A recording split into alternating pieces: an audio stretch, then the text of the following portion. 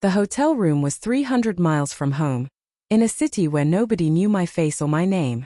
I'd told Sarah I was going on a bachelor trip with old college friends. The lie tasted bitter, but the truth felt impossible to speak. I started with the basics, watching YouTube tutorials on my phone with shaking hands. Foundation, concealer, contour. Every brush stroke felt like an act of rebellion and revelation. The beard shadow was stubborn, but I'd learned about color correction. Orange cancels blue, they said. It worked like magic. When I put on the wig, long, chestnut brown, with soft waves, something inside me cracked open. Not broke. Opened. Like a door I'd kept welded shut was finally, carefully, being unlocked. The dress was simple. A navy blue midi dress with a modest neckline. I'd ordered it online, agonizing over the size, terrified of getting it wrong. But when I zipped it up and turned to face the mirror, tears blurred my vision. "Hi," I whispered to my reflection. I'm Alexa." The woman in the mirror smiled through her tears. And for the first time in my life, I felt like I was looking at myself, not a stranger wearing my face. Leaving the hotel room felt like jumping off a cliff. Every step down the hallway echoed with paranoia. What if someone could tell? What if they laughed? What if they called me out? But the woman at the front desk just smiled and said, "Good morning," as I passed. That's when it hit me. I was invisible. Not in a bad way. I was just another woman walking down the street. The weight of constant performance, of manning up, of taking up space and being aggressive and dominant, it all fell away. I found a small cafe 2 blocks from the hotel. The barista, a young woman with pink hair and tired eyes, took my order without a second glance. "Name for the order." "Alexa," I said, testing the sound of it in public. "Cool. That'll be ready in 5, Alexa." I wanted to cry. I wanted to laugh. I sat in the corner with my latte and watched the world move around me. Couples talking. Students studying. People living their ordinary lives. And I was just part of it. Not the center of attention, not performing masculinity. Just existing. Just being. A man held the door open for me as I left. I smiled and thanked him. He nodded and walked on. Such a small moment. Such a profound shift in how the world responded to me. Confidence grew slowly, like a sunrise. By day 3, I ventured further. I walked through parks, browsed shops, ordered lunch at restaurants. Each interaction was a test I didn't know I could pass.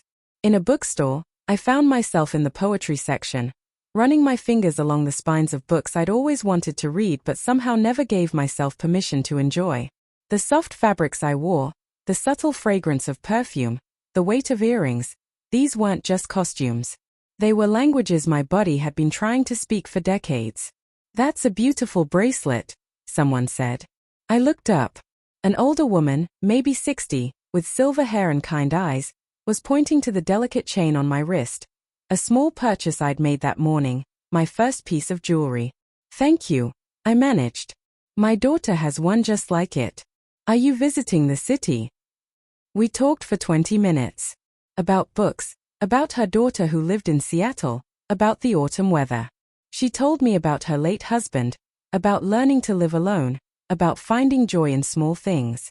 As we parted, she touched my arm gently. "It was lovely talking with you, dear. You have such a warm spirit." I watched her walk away, and something inside me healed. She'd seen me. Not Alex. Not the man in disguise. She'd seen Alexa, and she'd found her worthy of kindness and connection. I did something reckless on day 4. I signed up for a drop-in salsa class. The studio was bright and welcoming, full of mirrors and music and movement. About 15 people were there, mostly women, a few men. The instructor, a vibrant woman named Carmen, welcomed everyone with infectious enthusiasm. "Find a partner. We'll rotate, so everyone dances with everyone." My heart hammered. What if I led when I should follow? What if my movements were too masculine? What if? First time. A woman about my age, with dark curls and a friendly smile, extended her hand. "That's obvious. It's everyone's first time once. I'm Maya." "Alexa." The music started. Maya led first, guiding me through the basic steps with patience and laughter. When I stumbled, she laughed with me, not at me. When I finally got the rhythm, she cheered. As we rotated partners, I danced with different people. Some led, some followed. The joy of movement, of music, of connection without words, it was transcendent. Nobody cared who led or followed. Nobody questioned. We were just humans, dancing. You're a natural. Carmen called out during a break. Such beautiful energy. I floated back to the hotel that evening. My feet hurt. My legs ached. My face hurt from smiling. I'd never felt more alive. The euphoria crashed on day 5.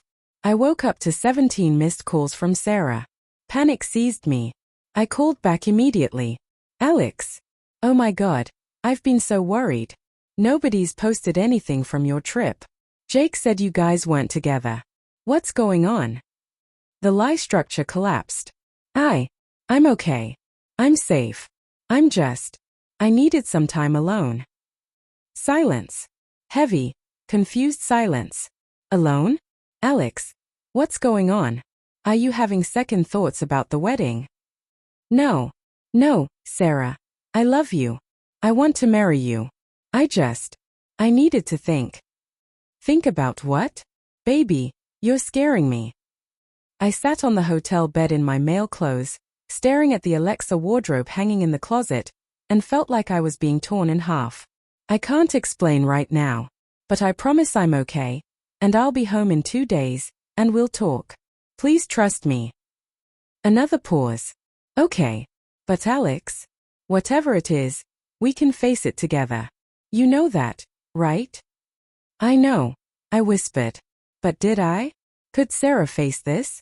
Could our love survive the truth that I wasn't just the man she fell in love with, that there was this other dimension to me, this feminine self that felt just as real, just as essential? That night, I didn't go out. I sat in the hotel room, switching between Alex and Alexa, staring at 2 reflections that were both me and both strangers. The clock was ticking. Reality was waiting. I almost went home early. I almost packed everything up and ran back to my safe, closeted life. But something kept me for the final 2 days. A stubborn need to see this through. I returned to the cafe from day 2, seeking comfort in familiarity. The same barista with pink hair was there. Alexa, right? Usual order. She remembered. Something about that small recognition made me bold. Actually, can I ask you something? She looked up from the espresso machine. Sure. How do you live authentically when you're scared everyone will reject you? She studied me for a moment, then smiled softly. You're asking because of my hair? Or something else? Something else. She nodded slowly. Can I take my break? Let's talk. We sat outside. Her name was Riley. She was 23, transgender, 3 years into her transition. The fear never completely goes away, she said. But you know what's more terrifying than rejection? Dying without ever letting people see the real you. I spent 18 years as someone I wasn't. Every day felt like drowning. Now, some people hate me. Some people don't understand. But I can breathe. What if why? Oh, you lose people you love. You will, she said simply. And it destroys you.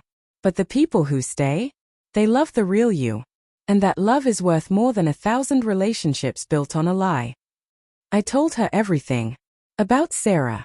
About the wedding. About Alexa. She listened without judgment. Are you trans? She asked gently. I don't know. Maybe. Or maybe I'm gender fluid. Or non-binary. Or maybe I just need both aspects to feel whole. I don't have the language yet. That's okay. The labels come later. Right now, you just need to know this is real and valid. But how do I tell Sarah?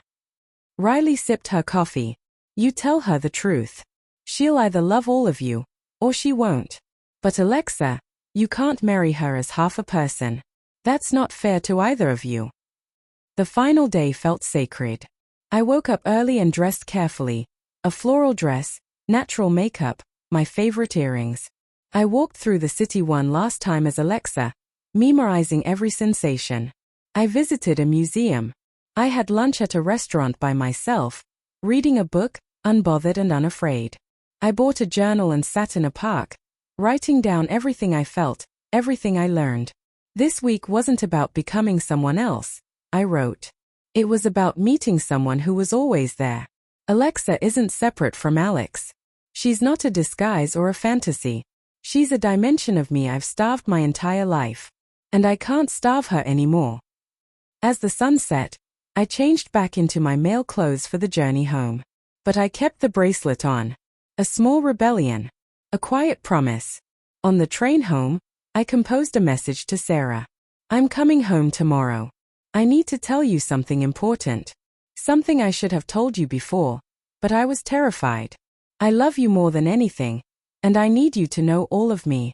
Can we talk when I get back? She responded immediately. I'll be there. I love you. Whatever it is, we'll face it together. Sarah opened the door before I could knock. Her eyes were red. She'd been crying or not sleeping or both. Alex. Sarah, I need to show you something. I brought one bag with me. From it, I pulled out photos I'd taken during the week. Me in the navy dress. Me at the cafe. Me at the dance class. She stared at them, silent, processing. Her name is Alexa, I said quietly. And she's me. She's always been me. I'm not saying I want to transition fully or that I'm leaving behind being Alex. But I need both. I need to be able to express this part of myself. And I understand if that's too much, if you can't. She held up her hand, stopping me. Tears streamed down her face. When I fell in love with you, she said slowly, I fell in love with your kindness. Your sensitivity. The way you listen. The way you cry at movies. The way you understand emotions in a way most men don't. I fell in love with the person who was never quite comfortable in traditional masculinity. She picked up one of the photos, me smiling at the camera, genuine joy in my eyes. You look happy, she whispered. Really, truly happy. I've never seen you look like this. I admitted. She was quiet for a long moment. I don't understand this completely. I'm going to need time to process. I'm going to have questions. I might say stupid things while I'm learning. I know.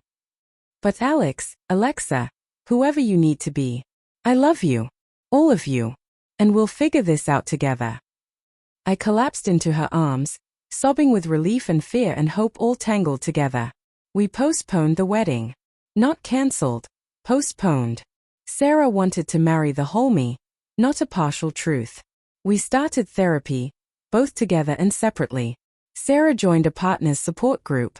I started exploring my gender identity with a specialized counselor. The journey was messy and painful and beautiful. I told my closest friends. Some understood immediately. Others needed time. My brother stopped talking to me for 6 weeks, then called one night, drunk and crying, apologizing.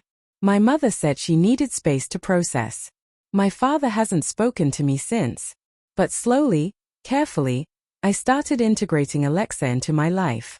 Not every day. Not in every space. But she's no longer a secret. She's no longer a source of shame. Sarah and I got married 6 months after my week away, in a ceremony that honored all aspects of both of us. During our private vows, she said, I promise to love every version of you, in whatever form you need to take. You are my partner, my love, my home. And I said, I promise to never hide from you again. To trust you with my whole self.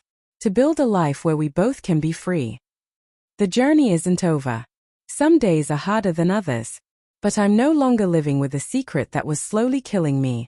I'm living as myself. Fully. Finally. Free.